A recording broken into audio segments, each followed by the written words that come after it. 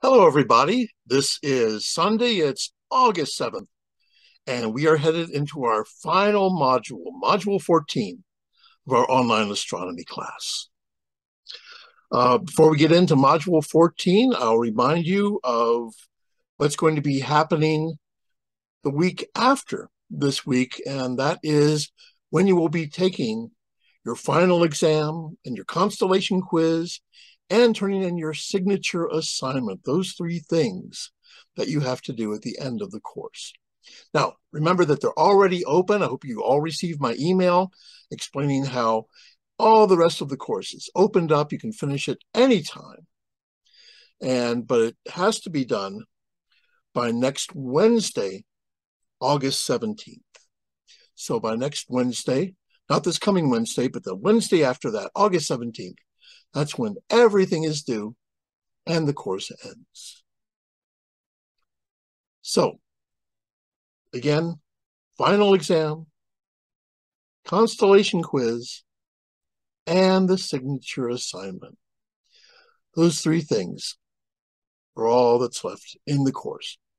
Plus learning about what's in Module 14, which is, I think, some really amazing stuff. We're going to be talking about two topics in this module.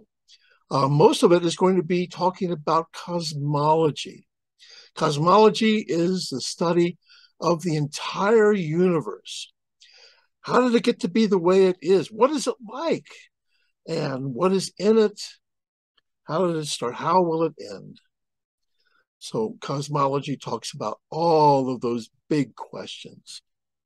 Also, you'll be learning about life in the universe. Now, we know there's life in the universe because it's us, but there must be life out there. I believe that there's life out there, but there's a big difference between believing and knowing. And I want to know, I want to have evidence that there's life out there. And maybe we'll find it on Mars.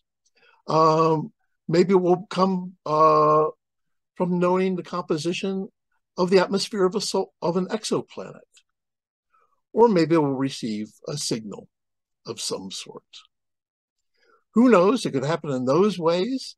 Maybe you can think of others, but sometime, sooner or later, I hope within my lifetime, we'll know that we are not alone in the universe. All right. So, cosmology. We're talking about the whole universe here. And last time, in the last module, we talked about Hubble's discovery that the universe is expanding. And that is that all of the galaxies in the universe are moving away from all of the other galaxies in the universe. And they do so with a special sort of speed, of expansion. That is, if a galaxy is twice as far away from us, it's moving away from us twice as fast. If a galaxy is 3 times as far away from us, it's moving away from us 3 times as fast. And it's Einstein and his theory of gravity, his theory of general relativity, the same theory that gave us black holes. His theory explains that what's going on is that galaxies are not moving through space. That's the space of the universe, the space in the universe is itself actually expanding. And it carries the galaxies along with it. Just like a boat floating down a stream may not be moving relative to the water, but the stream, the water, carries the boat along. And the same way with our universe, the expansion of space carries the galaxies along with it. Now you might be thinking, well, gosh, how can they possibly know that? But I'll mention that later, how we can know that. And it has to do with this pattern that you see behind me. But as space expands, the light that is traveling through that space gets stretched out. And so here I have a piece of yellow stretchy stuff, rubber, and I have drawn a little light wave on it. And the idea is that as light is moving through space from a distant galaxy or a distant star toward us, it moves through expanding space. The light is moving through expanding space. And as it does, the space expands and the wavelength of the light increases, becomes longer. And we know that a shift to longer wavelengths is called a redshift. And so this is called the cosmological redshift. It's not due to a galaxy's motion through space, but due to the stretch of space as the light goes from that galaxy to us. Now, a galaxy may be moving also through space. So both motions are possible, that it's moving through space. In fact, it's the usual case is that galaxies are moving through space at the same time they're being carried away from us. But once you get far enough away, almost the entire velocity is due to the expansion of the universe. And I like to think of it as a model using rubber bands. So look at this. Here's a rubber band chain that I've made. And you can think of the knots in this chain holding rubber bands together. The knots are like galaxies. And as the universe expands, all of the galaxies get farther and farther apart because the space between them has stretched out. Now notice that the knots themselves don't change size. So when I say space is expanding, I don't mean that stars are getting bigger or galaxies are getting bigger, that we're getting bigger or our solar system's getting bigger, because gravity is enough to overcome the effect of that expansion. It's the space in between that is expanding. And notice that if I just put myself on one of these galaxies, so I'm going to hold this this galaxy right here, close to my eye, I'm just going to expand the space away from me. So let's say I'm looking in this direction, and I'm looking at these galaxies expand. And you might notice as I do that, that this galaxy that's farthest from me is moving away from me fastest. Here we go again. Let's do that.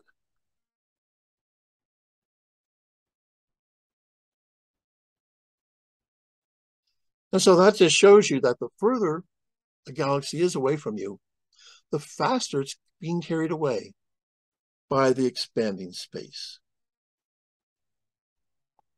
Well, that's pretty cool. And so here we are. I'll go back to my knots again. Here we are in a universe that has expanded. The galaxies are at their present distance. But suppose we run time backwards. Suppose we look at things backwards. Now all the galaxies are coming in closer to each other. Right here they are stretched out the way they are today. And now, running time backwards, all the galaxies are coming in closer to each other. And if I kept running that backwards, so the galaxies were getting closer and closer and closer, they would all end up at the same place at the same time. And that's because galaxies that are twice as far away are coming in twice as fast. And galaxies that are 3 times as far away are approaching us 3 times as fast when we're running time backwards. That means everything arrives in the same place at the same time. What happens when you compress a gas? It gets really hot. And so that tells us that a long time ago that the universe was very dense and very hot. And ever since that time, it has been expanding from that very dense, hot beginning. And that expansion from the dense, hot beginning is what we call the Big Bang.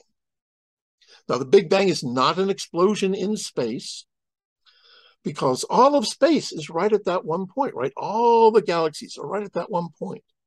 So if you want to know where the Big Bang happened, it happened right here where I am. It happened where you are exactly. It happened where, the top of the nearest mountain. It happened at the moon. It happened on Saturn. It happened everywhere at the same time, because everywhere was at this same location when everything had moved back together. And since then, it's been expanding. Well, if we know how fast the galaxies are moving and we know their distances, then we should be able to find out how long ago they started out. Now, remember, just from high school, that rate times time equals distance. That means that time is equal to distance divided by velocity.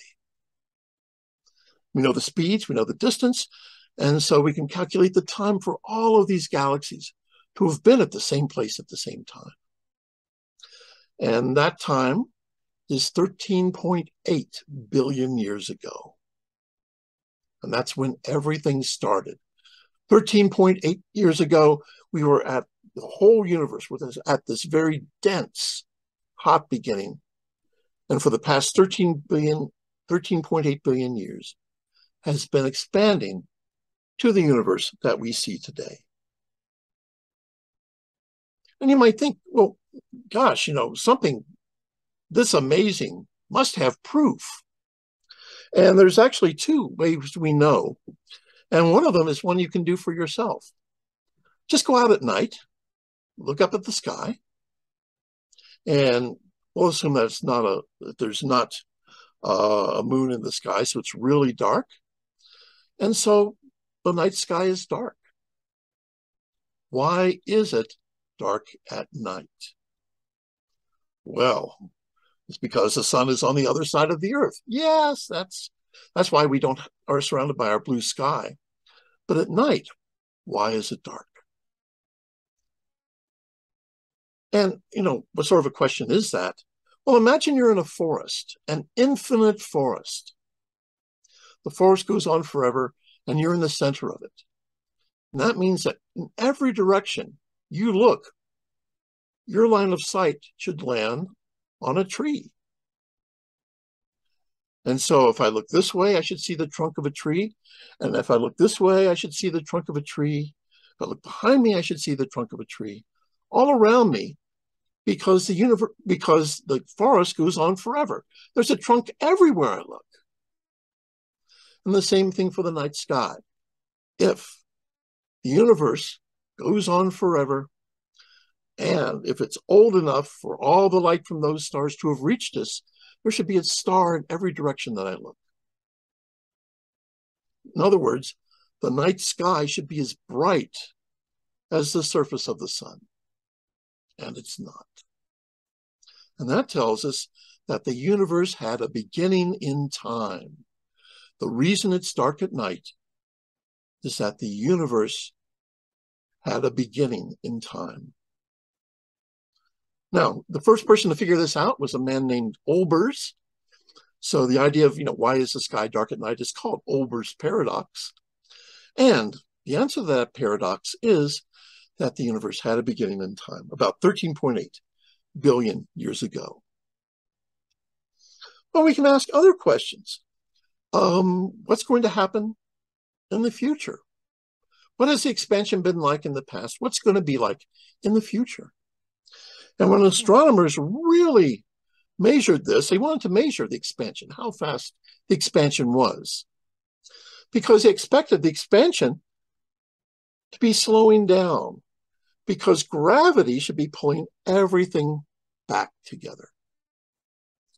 But, excuse me, but at the end of the last century, in the mid-1990s, it was discovered that this expansion is actually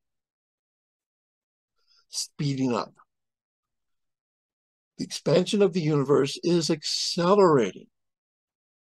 And that's pretty amazing. I'm going to take a drink of something right there. The expansion of the universe is speeding up. And why is that? Well, Einstein, in his theory of general relativity, included a term that's called the cosmological constant. He actually included it for the wrong reason. He was trying to explain something that really didn't have to be explained. But it turns out the cosmological constant gives you this accelerating expansion. And so we give the source of that a name, and that name is dark energy. It has nothing to do with dark matter. Dark matter means that the matter is not shining. Dark energy, the word dark, means that we are ignorant about what it is, that it's veiled in mystery. But it's an energy that occupies all of space.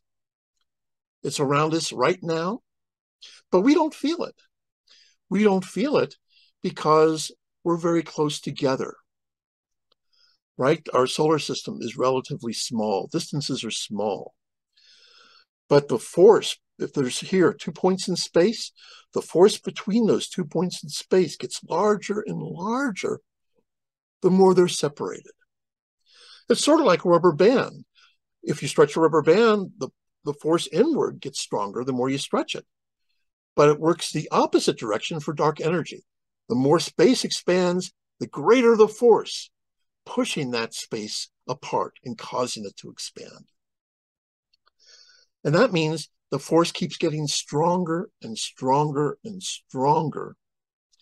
And right now it is already taken over. So all the universe is going to do in the future is keep expanding. It's not going to reverse directions. It's not all going to come back together. The universe is going to keep on expanding until in the far future, the last stars burn out.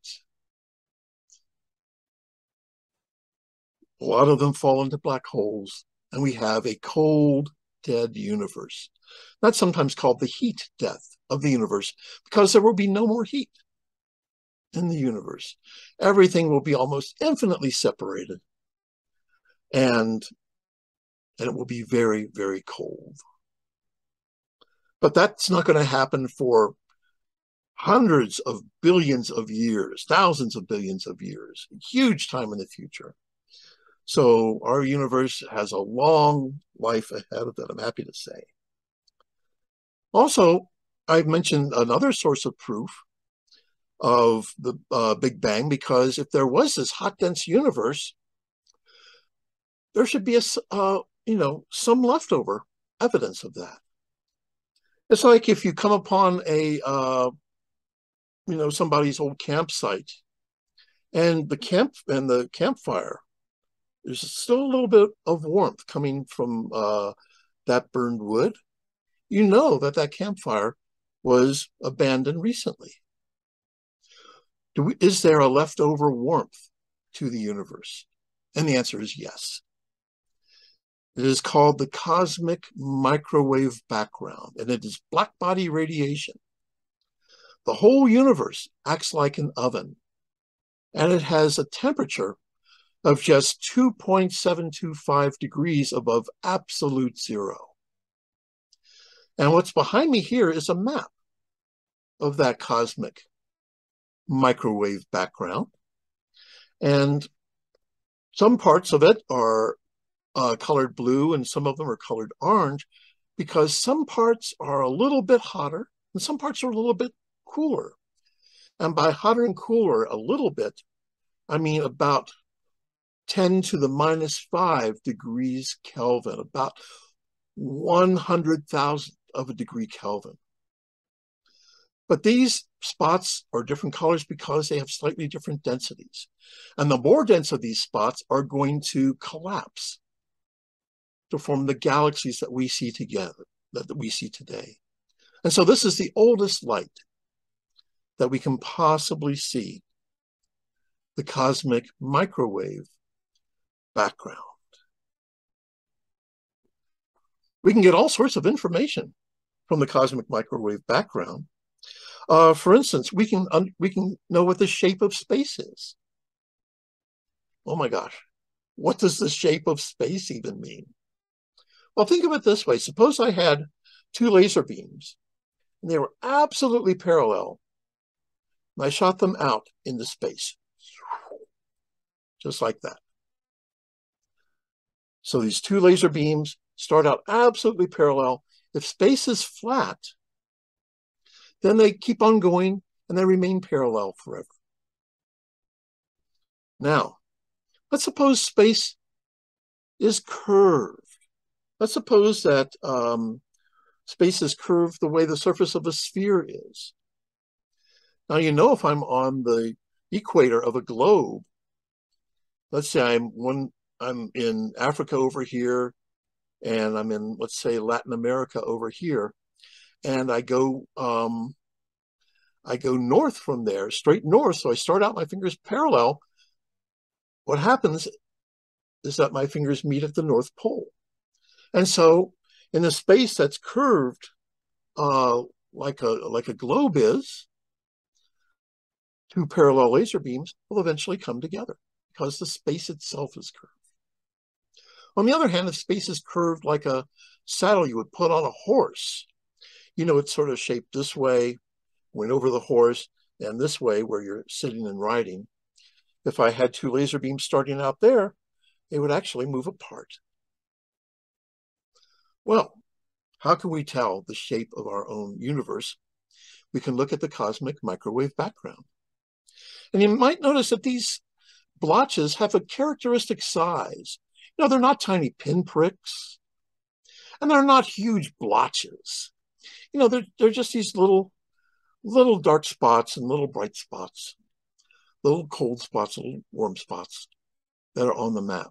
And the size of those tells us that the universe is flat. And you're going to do that on the homework for this module. So all sorts of information comes from this cosmic microwave background. Now, the cosmic microwave background can be analyzed statistically, just looking at how close spots are to other spots. And what we find out is that the Big Bang was like a huge sound wave. And the sound wave had certain frequencies in it. And by analyzing those frequencies of that first sound that started the universe, we can tell what is in it. And so we know the composition of the universe. And it turns out that 68.5% of the universe is dark energy, that mysterious energy that's causing the expansion of the universe to speed up. About 26.6% of the universe is made of dark matter, that not shining matter that we know it's there because of its gravitational effect.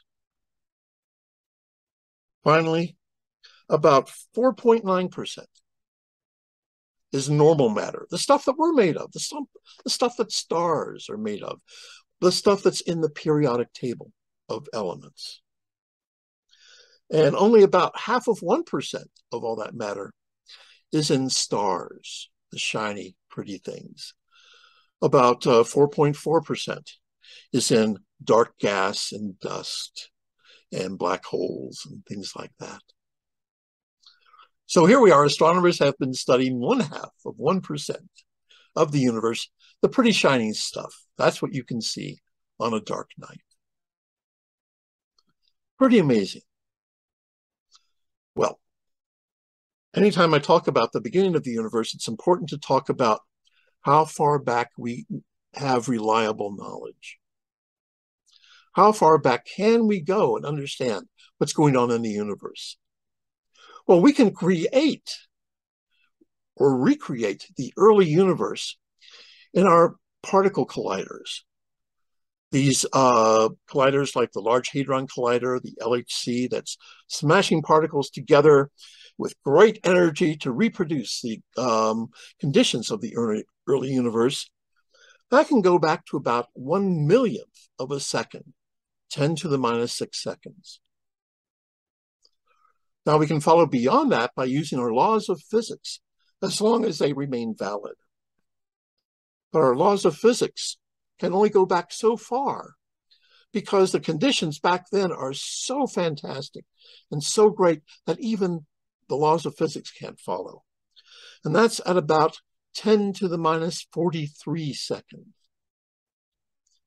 That's a point, and That's 42 zeros and a 1, 10 to the minus 43 seconds.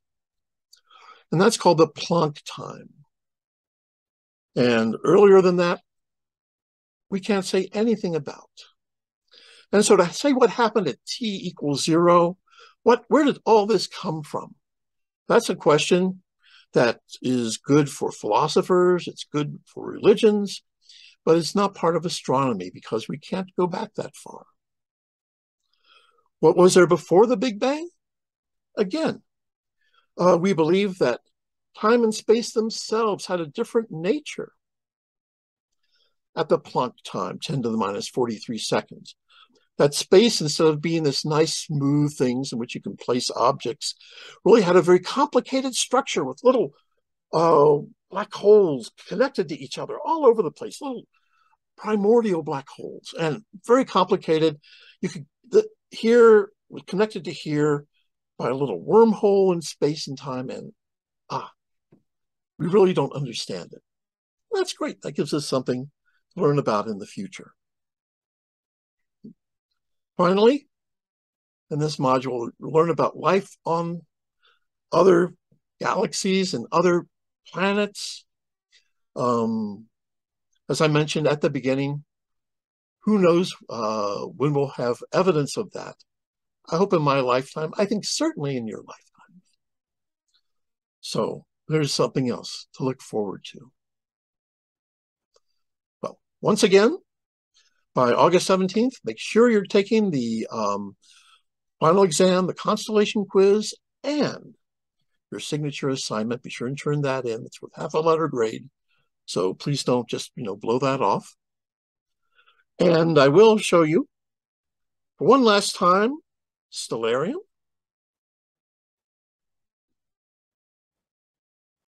Because this Thursday, August 11th, is the full moon. And this is the buck moon.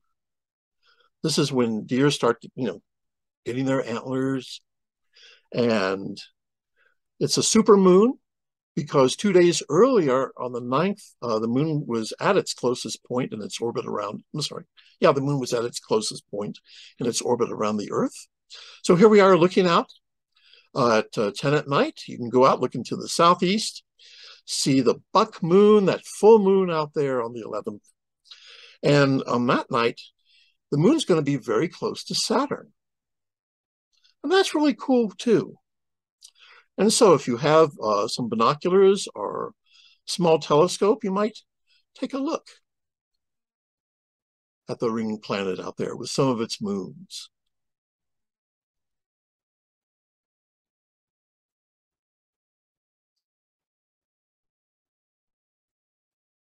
Anyway, I hope you've enjoyed the course. As always, if you have questions, comments, anything you want to say, just send me an email. I'm happy to set up a Zoom meeting if you have anything that would help with.